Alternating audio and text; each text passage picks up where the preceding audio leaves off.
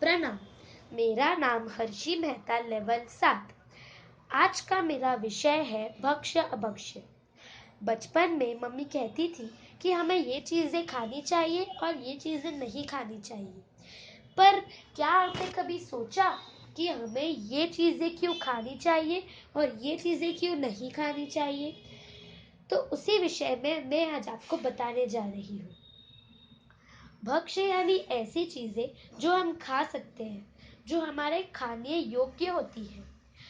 और अभक्ष्य यानी ऐसी चीजें जो हम नहीं खा सकते, जो हमारे स्वास्थ्य के लिए हानिकारक होती है या उससे ज्यादा जीव हिंसा होती है।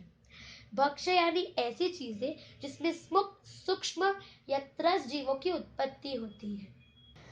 लेकिन क्या आपको पता है अभक्ष्य आहार किसे कहते हैं? नहीं खाने योग्य पदार्थ जैसे मांस, मक्खन, मदिरा, मध, कंदमूल, ब्रेड, पाव, बटर, बिस्किट, बासी भोजन, अचार, कोल्ड ड्रिंक्स, आइसक्रीम, कुल्फी।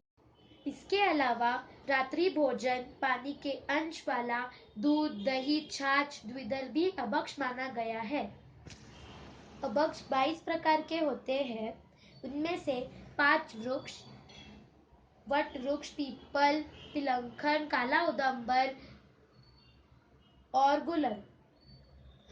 4 महाविगई मांस, मक्खन, मदिरा, मध और आदि बर्फ, जैर, मिट्टी, ओला, रात्रि भोजन, तुच्छ फल, कंदमूल, अनजाना फल, रात्रि भोजन पक्ष गिना जाता है। ये हमने पढ़ा।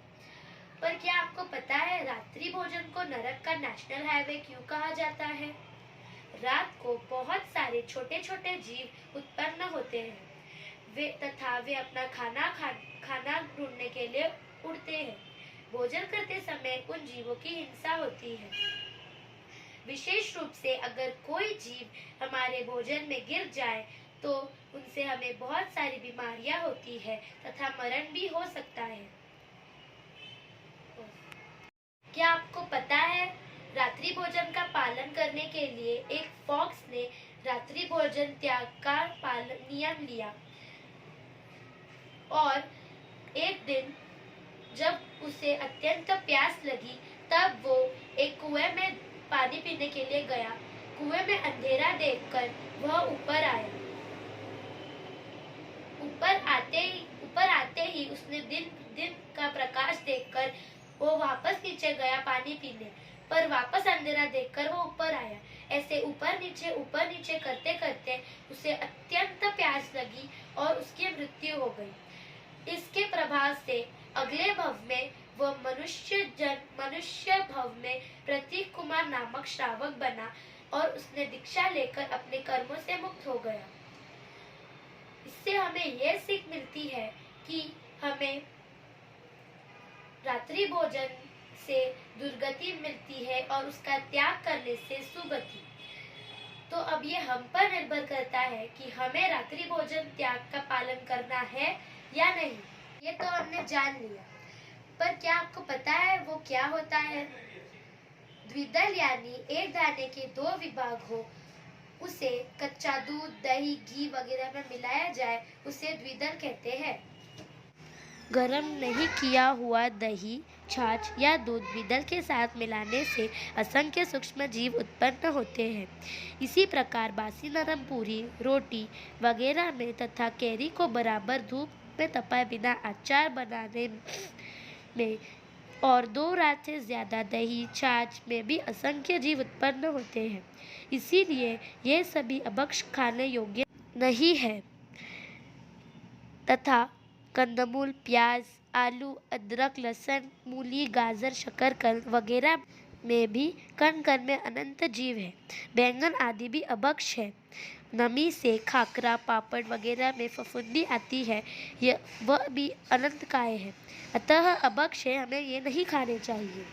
जैसे जैसे सीजन्स चेंज होते हैं वैसे ही भक्ष्य चीज भी अभक्ष्य हो जाती है। 22 अभक्ष्य में से एक अभक्ष्य बताया गया है अनजाना फल। उसी के ऊपर मैं आज आपको एक कहानी सुनाती हूँ। वंकचूल नाम का एक चोर मुनिराज को मिला और मुनिराज ने उससे 5 नियम दिए। उनमें से एक था अनजाना फल नहीं खाना। थोड़ी दूर चलने पर वंकचूद और उसके साथियों को एक वृक्ष दिखा जिस पर फल लगे हुए थे। उसके साथियों ने फल खाया, परंतु वंकचूद ने अपने नियम अनुसार वह फल नहीं खाया। थोड़ी देर और सब सो गए। थोड़ी देर बाद जब वंकचूद की आंख खुली तब उसने देखा कि उसके सारे साथी मर चुके थे। उसने मुनिराज को धन्यवाद दिया और आगे बढ़ गया। अगर वंकचूद ने वह फल खाया होता तो क्या वह जिंदा रह पाता? क्योंकि वो फल जहरीला था। तो आप ही सोचें कि अगर हम इन अभक्षु नहीं खाएंगे तो चीन में तो कई प्रकार के जीव जंतुओं को खाया जाता है, परंतु हमें ये चीजों का जितना ज्ञान है वो हमारे जैन धर्म में ही लिखा गया है, तो हमें इसका लाभ उठाना चाहिए। जैसा मन वैसा जीवन, और जैसा जीवन वैसा ही मरण। तो अब ये हम पर निर्भर करता है कि हमें अपने जीवन को कैसे बनाना है। खाने के लिए जीना है, जीने के लिए खाना नहीं है। इन आज्ञा विरुद्ध कुछ भी बोला हो तो मिच्छामि दुक्कडम। जय जिनेंद्र।